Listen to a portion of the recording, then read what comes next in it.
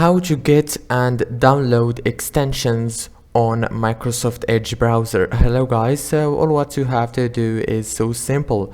Go to Microsoft Edge browser. This is the home page as you can see.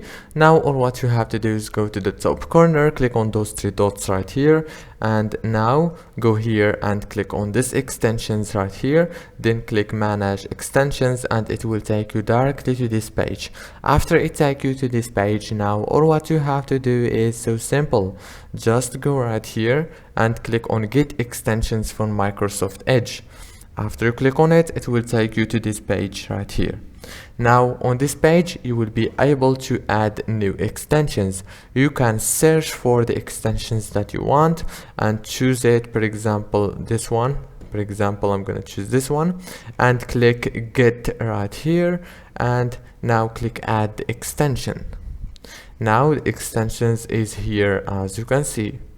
If this video was helpful, please don't forget to like, subscribe, and thank you so much for watching this video until the end. See you later.